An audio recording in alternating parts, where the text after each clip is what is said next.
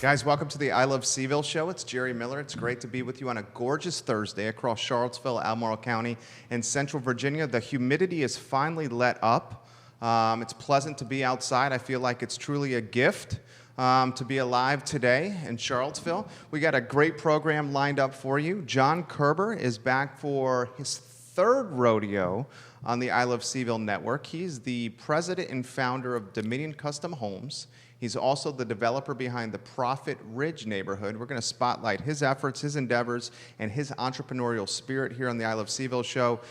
His generosity as well. He's done a pretty nice donation to Joseph Varaksa, his ministry. And ladies and gentlemen, that's the Good News Jail and Prison Ministry.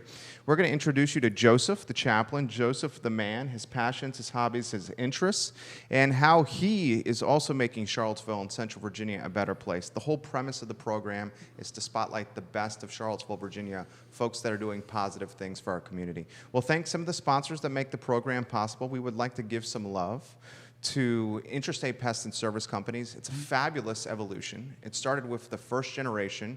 His name was Mr. Wells, and he started his company in 1969 with his own pickup truck and his own sweat equity. He would go to his first home, he would service it successfully, then find the closest payphone in 1969, call his second customer, and say, "May I come service your home now?" Today, it's 4 generations of family strong, almost 100 employees, and a footprint that's the entire Commonwealth of Virginia, with offices in the Shenandoah Valley, Richmond, and the headquarters right around the corner from Boden on Harris. Love stories like this. Hope one day our first generation company, and by first generation I mean me, and my son who's 15 months old can maybe emulate something like this as well. No pressure, son, no pressure at all. Also would like to give some love to the good doctor. His name is Scott Wagner of Scott Wagner Chiropractic and Sports Medicine. He's building a behemoth of chiropractic care, sports medicine, and physical therapy. He purchased the old Quinn Farmer auction house and now has just built this epicenter of quality of life. Who's got your back? Dr. Wagner's got your back.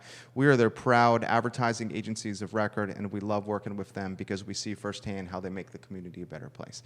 Harris Tolver, you're the director, sir. You're running the show. You're running the ship. You're keeping us on track. Let's go to the studio camera.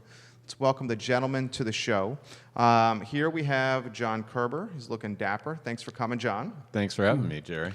It's a pleasure. Here we have Joseph. I'm excited to introduce you to both, reintroduce you to John, introduce you to Joseph. We will start with you, Senor Kerber. Passions, hobbies, interests, family man, husband, hard worker. Show is yours, sir. Man, with an intro like that, I've got nowhere to go but down, unfortunately. So, yeah, thank you, Jerry. As you mentioned, we started Dominion Custom Homes. It's a small family-owned company located in Albemarle County, headquartered in Albemarle County. And we love building homes for folks. We did develop a small neighborhood on the north side of town called Proffit Ridge. It's a small 18-lot community that has 6 lots left. And we just really enjoy raising our family in Charlottesville. We've got 2 sons that are kind of middle high school age boys, so all prayers would be appreciated for that stage of life as parents. But yeah, we just love being here in Charlottesville, being a part of the business community and just being a part of the community in general. Saw one of your boys, and in fact, we're going to show him on screen with a photo shoot with you and Joseph. Your wife actively involved in the business as well. Yeah, my wife, Chris, she is kind of the one that keeps the wheels on in the office, so to speak. She works tirelessly behind the scenes, not only in the home, but in the home building business as well. What do you love about this job? What do you love about this career path? What I love about it is it allows us to really create things for folks. It allows us to start with something that can be as small as a notion in a couple's head as far as what they want their house to look like, and then we help them put it into paper and specifications, and then we actually get the fun of playing out in the dirt and smelling the sawdust and being able to deliver a home that they can feel safe and comfortable in and enjoy raising their family, entertaining friends, things of that nature. Is there an aspect that you like better? Here's a good example. With our business, I love the human connection. I love the creative side. I love helping our clients grow revenue and reach goals. One of the things I hate, and it's a good thing my wife is good at this, is the bookkeeping, the payables, the receivables. the stuff that doesn't really have the human interaction. How about you? Interests, favorites, and least favorites? The favorites is definitely the human side, whether it's dealing with the clients or our trade partners. It's fantastic because you get to meet so many different people with so many stories that on the surface you would never expect until you start peeling back those layers. Probably the least favorite is, well, you know, as a small business owner, you never turn it off completely. Right. You say you're going to unplug, but it doesn't. You still have your phone with you when you go on holiday. If you go on vacation, you know your laptop is chronically by your side. So that's probably the toughest thing to totally disengage and when you're supposedly on family time. I think that is now my, you reminded me, now my least favorite right there. And I often say your business is older than ours. Our business is 11 years old. I often say I have 2 children. I have this 11-year-old business and our 15-month-old son. Each needs nurturing and love and attention and tender care. Before we get to Joseph, let's spotlight Dominion Custom Homes Harris with some of these fantastic photos. The photos speak for themselves. The product speaks for itself. I mean, we're talking A++ quality work. Put Dominion Custom Homes, please, in perspective. Well, honestly, we are extremely blessed to be able to deliver these homes because of the clients that we have. They allow us the freedom to, and sometimes, quite honestly, the budget to help them deliver on their goals. The people that come to us are typically folks that they know very specifically what they want, and they're not able to achieve it in the marketplace unless they actually partner alongside a builder like Dominion Custom Homes to create it. I've seen it firsthand with his Proffit Ridge Neighborhood. It's fantastic. We will spotlight more of this. You helped set this interview up. How about a teaser and introduce the public to Joseph, and then we'll get Joseph in the mix here. Happily. Sure.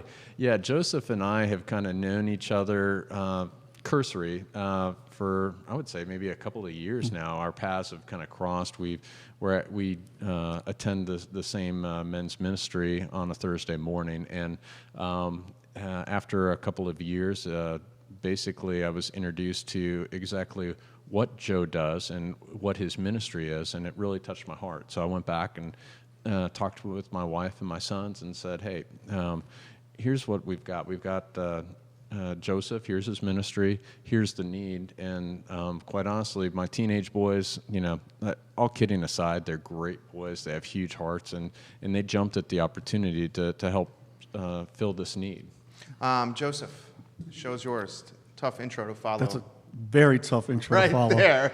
And he's better looking than I am. He's the best looking guy in the set. And he's Sure. 6'6", okay? I mean, let's be honest here. Absolutely. Embarrassing John a little bit over here. Apparently, I'm going to pay for this. Passions, hobbies, and interests, Joseph. My goodness, passions. Golf. I love golf, and it can be a hobby. It could be passion. I love gardening. I love my family. I love helping people. I just enjoy life as much as I can. It's short, so you need to make the best of what you have, and that's exactly what I do at all levels. Michelle Pugh Morton is saying hello. Laura Fauner saying hello.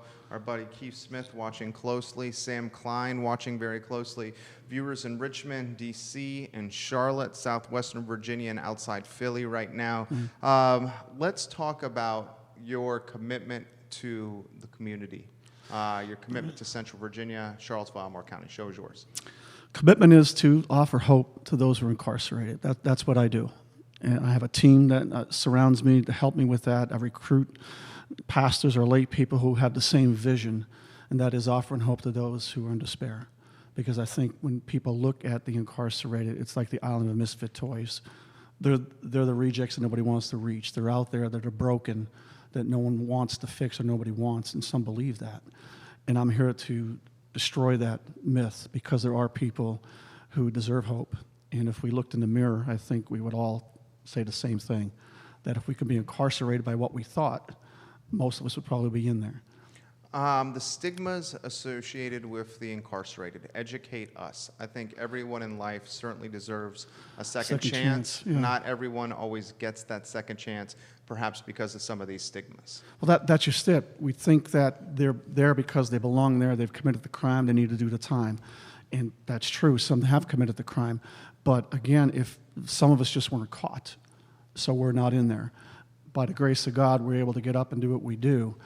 And when you look at folks, when I see them and I see despair and they believe there is no hope or no one can love them for this reason, that's not what the gospel teaches at all. It teaches compassion, mercy, and love. My idea is they've been judged already by the system, and my job is to get them before the ultimate judge to offer that compassion, mercy, and forgiveness and move forward from there. They're not the rejects that people think, or they're not the hopeless that people think. They deserve that second chance. They just need a break. I love it. Kelly Klein, welcome to the show. Thank you for joining us. What struck you or moved you, John, of Joseph's ministry? I mean, the guy is passionate, well-spoken, clearly committed and driven. What struck you of what he's doing in his ministry? Well, first and foremost, it really convicted me because, as you were talking about before, with our business, we are extremely blessed. We're extremely blessed with the personal relationships that it's brought us into. We're extremely blessed financially by the fruits of our hard works. But also, like Joseph was talking about, in the gospel, it basically calls out, he who is without sin, throw the first stone. And as Joseph was saying, I definitely know that I am one of the chief sinners, as Paul said. And it just really tugged at my heart. Throw this to you. And Harris, let's get the photos up. We have a picture that we're going to put on screen, yourself, your son, and Joseph, in a fabulous backpack donation. Put in perspective what we're seeing on screen. Well, Joseph will definitely talk about it a little bit more, but what his ministry is he kind of, as these gentlemen are being released, they sometimes don't have a place to go. They are sometimes ostracized by their family. So this is basically, think of it as a go bag of the bare essentials. Inside, based on some of the things that Joseph had on his list, are things like a blanket, clean socks, toiletries, being toothpaste, shampoo, combs, small things like notepads and writing utensils, just kind of the bare essentials that if you were coming out of, literally, you're coming out of jail, you have nothing but what was in your pockets when you went in, this would buy you a little bit of time and grace and dignity until you get your feet back under you. Mark Lickman, welcome to the show. He's watching in Fluvanna County. Kyle Irvin, the marketing director, Charlottesville Albemarle Transit, watching now. The donation and how it impacts those that are trying to re-assimilate into the community from an incarcerated state. We touched on, I think dignity is part of it. You get out and there you are. And I see people walk with plastic bags. If they come in the winter and they leave in the summer, they're still wearing their winter clothes down to the bus depot or wherever they're headed. It's not like a limousine is waiting outside the door. But dignity is a big part of it, and we want to get the backpacks so at least they have some toiletries, because if they're not sleeping at a home or down at the Salvation Army, they're down here at the park. And we want to make sure that they have at least some items to do that, because that's important. That's part of dignity as well, how we get folks housed. The backpacks is just a small part of it. We have 95% of those folks coming back into the community, close to 500 inmates, and 20% are women, almost 20%. We don't think about women being there, but there are women getting out actually sleeping down here as well. And we just need to attack that. What was the phrase that you used the first time I met you? Was it 3 meals in a cot? 3 hots in a cot. 3 hots in a cot. Talk to us about that. Because think about it. If you get out and you have no education, you have no job, no transportation, no housing, nobody who wants you, if you're ostracized from the family or relatives, what else are you going to do if it gets cold out and the Salvation Army is full or the housing is full? Well, I can go back to where I get 3 hot meals and a place to sleep. So that's part of the recidivism that we're seeing, is this return rate, because there is nothing else out there. It's not like you say, I'm going to help you get here. It's here's a piece of paper maybe with some phone numbers and locations if they're not already actively in a jail and someone helping them. It's a mass exodus back into our community. And if that person keeps coming back, 80% are coming back within 5 years. Let's talk about the victimization. How many times a person or multiple people being victimized by a person who feels I get 3 hots in a cot, so I'm going to do this so I can go back there. What about this person down here that got victimized? So this is a community issue to me, not just a church issue. This is something we as a community can look at and intentionally help individuals one at a time and get them up over the hill, to get them back to work, to give back to the community, which most folks want to do. They want to earn their way back, and they want to make money. They want to have a house, just like we do. Donna Marina, welcome to the program, guys. Give the show a like and a share on any of the 7 channels you're watching on. The I Love CVille Show, now a featured podcast on Apple iTunes, so you can subscribe and listen to us on that platform as well. How about without naming names, a first-hand anecdotal story that kind of puts things in perspective of someone who has struggled, maybe they've overcome the struggle, or maybe they're mired currently in the struggle. There are multiple, but I'll think of one offhand, one male and one female. But the male that we're currently working with, we helped get a loan to get into maybe start his own business. But initially, I hooked this gentleman up with some folks I know in a church setting, but the business owner was in that church setting, took him in to get him to work and maybe help him establish his own business. There was another group of people that got him clothing for any interviews he may have to do, plus transportation, and my friend meets with him twice a week. I text with him constantly. So that's one aspect. It's someone who I saw in the system, came through my Bible studies, I saw every day, and really wanted to change and move forward. So I have a group surrounding him to move in that direction. And there's the same story on the female side as well. Was looking for a place, needed a place to live. Someone heard one of the shows I did, want to partner up with the program I do. Not only did they offer this person clothing, also redesigned his basement to make it into an apartment, and now she has a tenant there. So she has a place to live so her grandchildren come visit her. I love it. John, a social entrepreneur, we also call it a conscious capitalist. Just like us, you got to run a business in the black to keep the lights on, to keep the team members paid, to keep it alive. But that doesn't mean that leaving our footprint in a better place than we first arrived, that can work hand in hand with running a for-profit business. Put that question on your radar, that topic on your radar, how it pertains to Joseph, how it pertains to your mindset in totality. Well, I believe that we're called to love others, and sometimes others can, quite frankly, on the surface, they can look quite unlovable, but it's not my job to judge that. I am called to love others. And so, again, and being a father, as you mentioned, one of my most important jobs that I will ever have is being a mentor and a role model for my sons. And so as I go about and we have these opportunities, I feel it's so important to bring them in and explain what we're doing, why we're doing it, and hopefully you get those light bulb moments with them as well. How about, what I really liked, I admire this about you, I want to do this with my boy, and we talked about this briefly, is you bringing your son, and get the photo back on screen, Harris. You bringing your son to the photo shoot. Are you bringing your son to interact with adults? Almost like have him in a business setting. And you're and you're not putting pressure on him to fill your sizable shoes. But you're doing it more so to help them mature.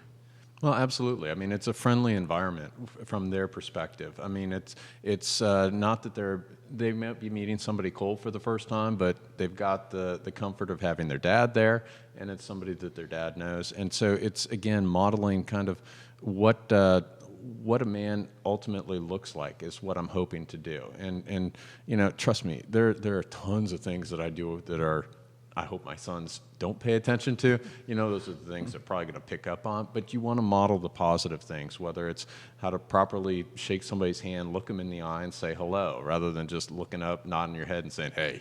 Right. And that's one thing that we're working on. Actually, my wife and I talked about that just this morning. So, but, having that and basically being the mentor for the future generation in my household is one of the biggest gifts I've been given.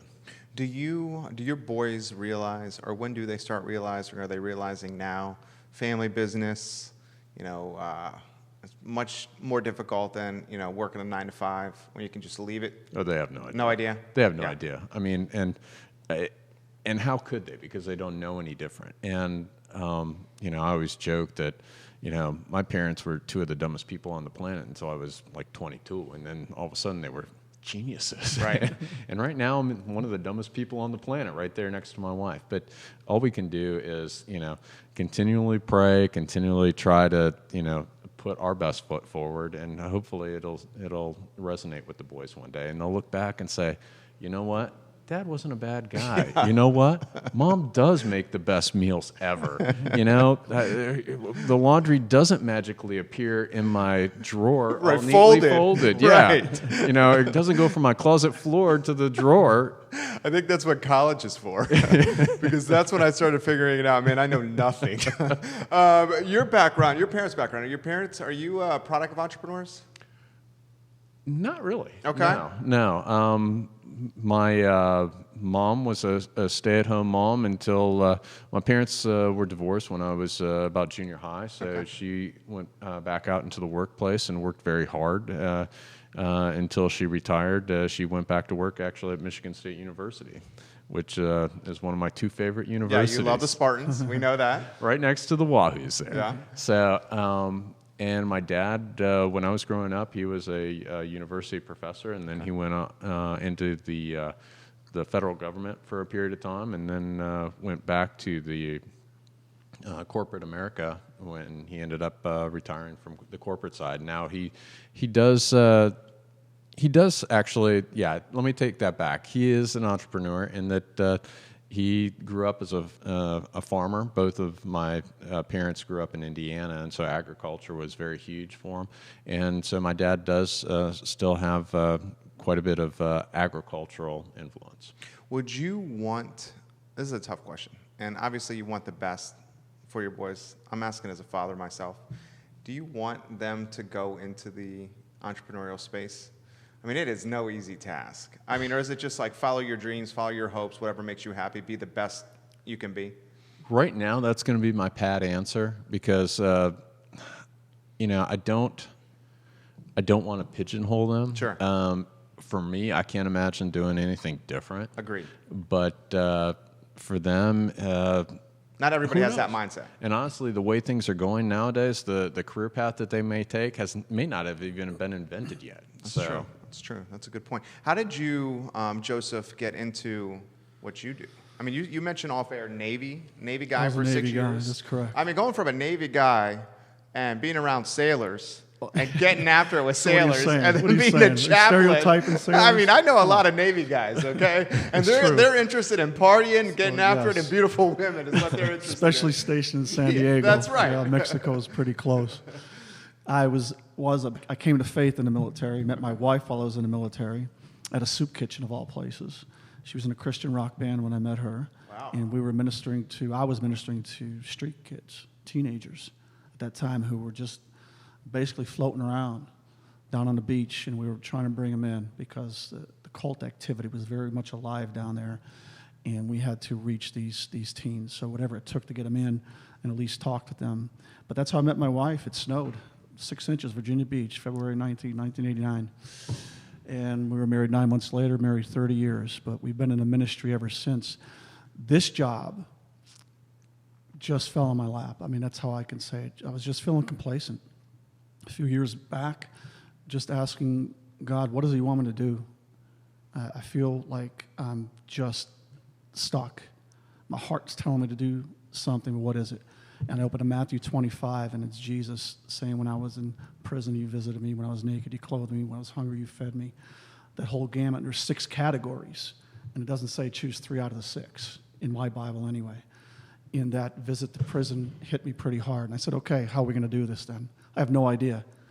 I don't even know what a chaplain is, in the first place. But I go to my vet a few days ago, up the airport road, and there's a sign for the Good News Jail and Ministry golf tournament with a phone number on it. And I called the phone number. It was Kathy Redding, who is just currently my CST chair, my support team chairperson. I said, I'm so-and-so. How can I help? A week later, I got a walk behind the walls with Alonzo Minor.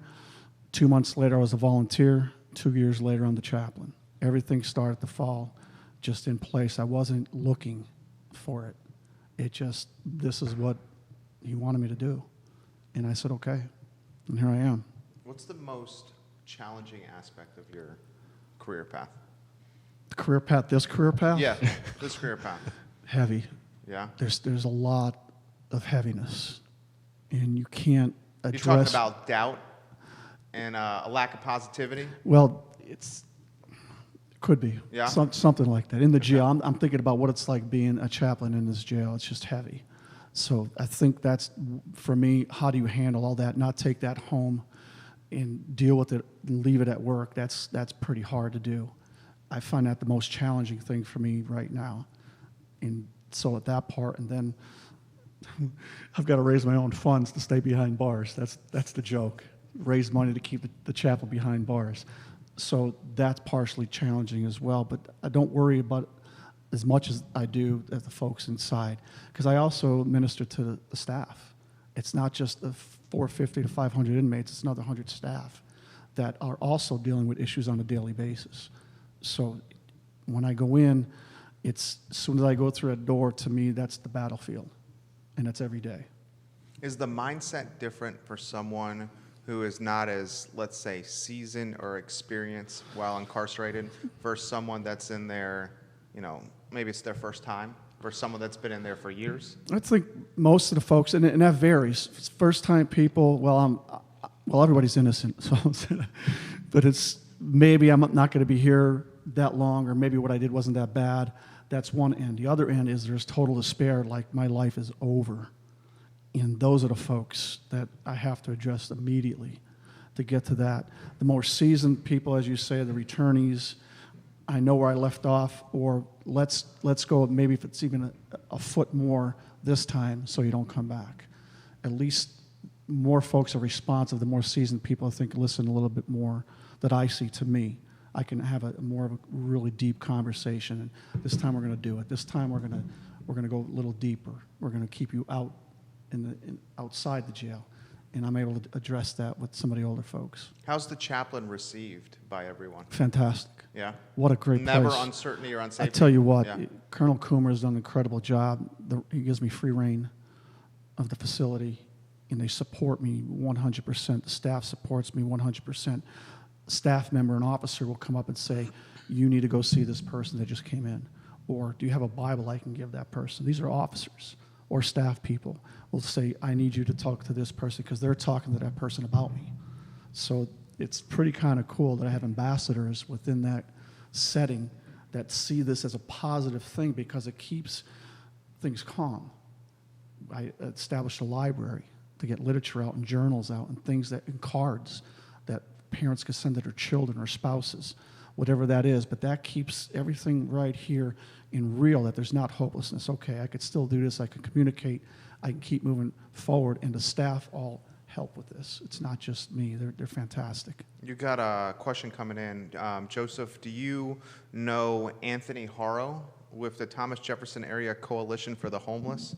If not, I'd love to make a connection and see if you guys can work together. This has been a fantastic show. So no. And then the next question is the homelessness piece is something that I didn't consider, that we should consider. Throw that to you. Homelessness piece. What part do you want me to talk about? Why people are homeless? Why it's difficult to get housing? I think if we just make it a concerted effort, or just be intentional about what we're doing instead of just shoving people out the door and trying to figure it out on your own. Can someone step up? For me in particular, because of the studies I do, I get to see folks coming through, and I'll say, this is a legitimate concern for me. This person really can make this and do it, but they're gonna hit a wall when they get out. There's no place to go. Now think about women. Let's talk about that. How many housing opportunities are there for women to go out there, and security and safety, and what the women are facing once they get out the door. So I think, again, this is a community issue. If we can look at this and say, okay, this person, Joe, if they come to me and say, do you have someone I can help? Is there someone that goes through your program or through the jail that you know needs this? And I'll say yes. I won't say yes for everybody, but I'll say yes, maybe this person right here, I've seen the transformation. I can reach people inside. That's not the issue. The issue is once they get out the door. That's love the that. big issue, yeah. I love that. One of your builder colleagues, Jay Wyant, is watching in Keswick. Jessica Pasternak, who is the owner of Killwinds on the mall, is watching. Number of real estate agents watching. Denise, welcome to the show. Thank you for joining us. Banker Kelly Dye is watching right now. Thank you for joining us, Kelly. I often feel, I'm going to throw this to you, John. I often feel a God-fearing man. I often feel beyond blessed. I try to put that in perspective. My wife helps me because we grind and we work our tails off. And the harder we work, I feel like the luckier we get.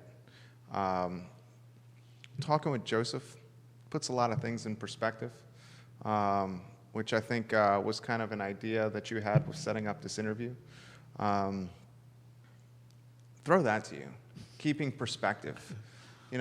We are blessed.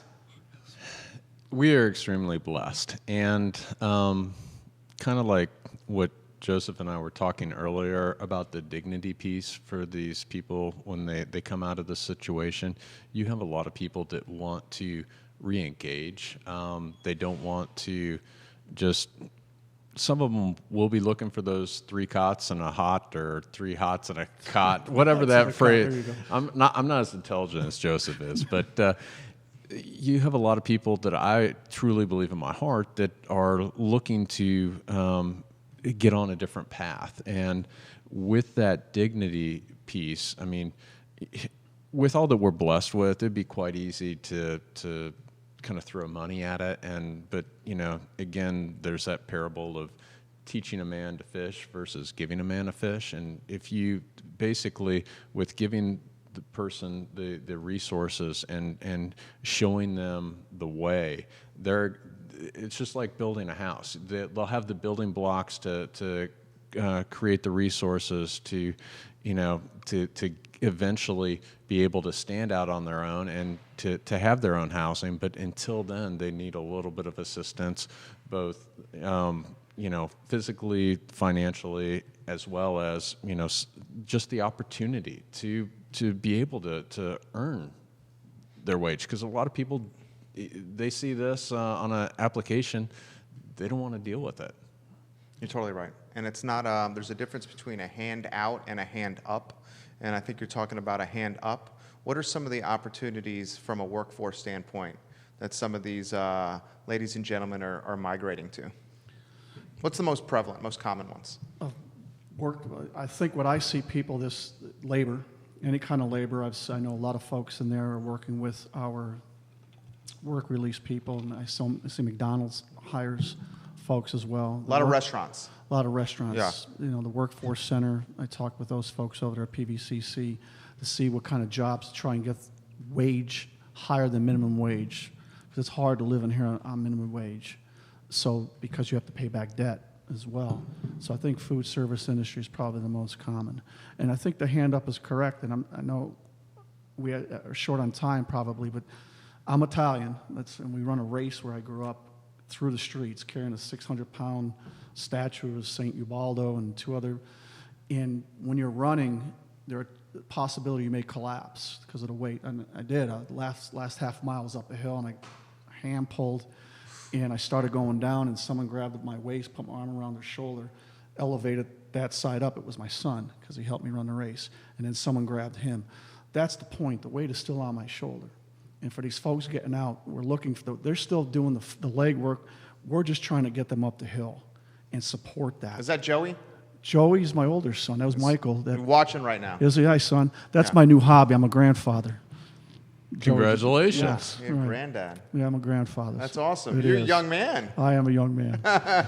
But that shoulder and up is what I'm looking at. We're intentional about it, not just throwing money, not just, well, here you go. And I don't want to take away from all the great organizations that are out there. All I'm saying is let's be intentional, one person at a time if we can, and make those folks get up the hill and over. We often say in this show, if your inner circle doesn't inspire you, you don't have an inner circle, you have an inner cage. And you are like so inspiring. I feel like, doesn't he have like this zest for life? Why do you think I introduced you to him? Yeah, good call. I mean, it's tangible. Thanks. Yeah. It's just clarity. I have clarity of vision, clarity of call, and clarity of mission. Those are the 3 things. I can't explain how clear it is, what has been given to me. and the call was to be the chaplain. The vision was offering hope, because it's everything, and the mission was just to get in there and either get in the fight or get out of the way. That's it. And that's my clarity. I don't see it any other way. Do you use different strategies to make the connection with men versus women? You've got to be very careful with that, absolutely. I don't know if it's different strategies. I think you need to listen more than talk. Where are people coming from? I grew up pretty tough anyway, so I'm not a coddler. I'm not going to fall for a lot of stuff.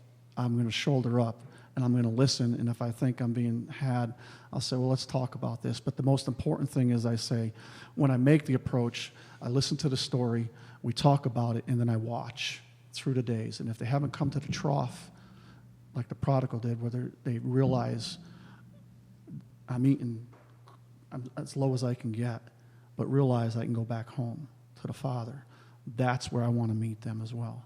And then we can go forward and make some kind of progress. So that's the kind of approach I take. I look for signs of where they're at.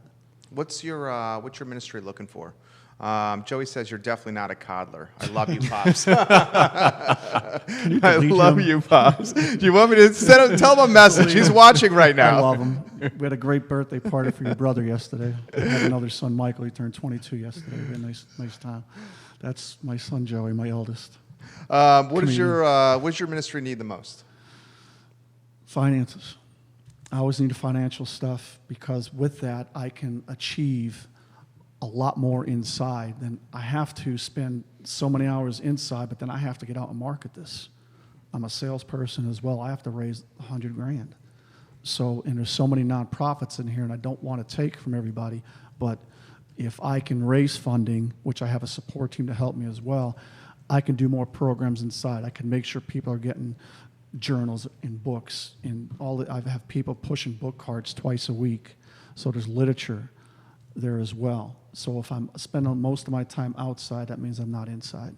That's probably my biggest hurdle. You need to clone yourself. That would be great. That'd be great. So trying to find an assistant, I think that's my 3-year goal, is to get maybe a female chaplain in there. Oh, that's great. Yeah, but that takes money. How can we get the who? This has been an easy interview, 42 minutes in. That's just flown by. The who, what, when, where, why, one more time, of what you do, how we can get touched by the Good News Jail and Prison Ministry. Contact me. Do a tour behind the walls. Every third Wednesday of the month. If you want to do it, give me a shout at the jail at 977-6981, extension 221. We can set up a tour. I want people to see what it looks like first, because everybody wants to help, but not everybody is helpful inside. It's a different type of beast. You have to understand compassion, you have to understand mercy, and you have to understand patience. Big deal. But we can help in other ways, help with fundraisers. I got a golf tournament coming up. I need help with that. Any ideas for fundraisers? If you want to be on my support team, please contact me. I always look for fresh ideas to say, hey, here's how we could fund this. I love it. I love it. James Schnitzhofer of Schnitzhofer and Associates, the structural engineer, watching the show now. He says, fantastic program, guys. We want to give John some props. He set this up for us. John is the president and founder of Dominion Custom Homes. I think this was a fabulous show. Joseph, quite impressive person. Yeah, he really is. He really is. The show will be archived in totality on ilovecville.com. We will feature it on Apple iTunes with our podcasts. We will send you the content. All right. I thought it was great. Thank you. Thank you. Thank you. We will be back tomorrow with some live music on the I Love CVille show. We will talk real estate on Monday. On Friday at 10:15, we're going over the Q2 car report, the Charlottesville Albemarle Association of Realtors report with Jessica Russo and some of the team members from Nest Realty on Real Talk, powered by the Yes Team. We will see you at 3 o'clock with our charity focus show today, Caring for Creatures. The whole aspect of what we're trying to do, guys, is to shine a positive spotlight on the Charlottesville and Central Virginia community through social media and through the ubiquitous nature of these things. You don't leave home without it. Let's put positive content and positive energy on these and introduce you to some folks that are doing some special things in the community. Thank you kindly for joining us. We will see you at 3 o'clock, guys, with the Caring for Creatures show. Take care. Pleasure as always. Thank you. Thank you. Thank you. One more thing.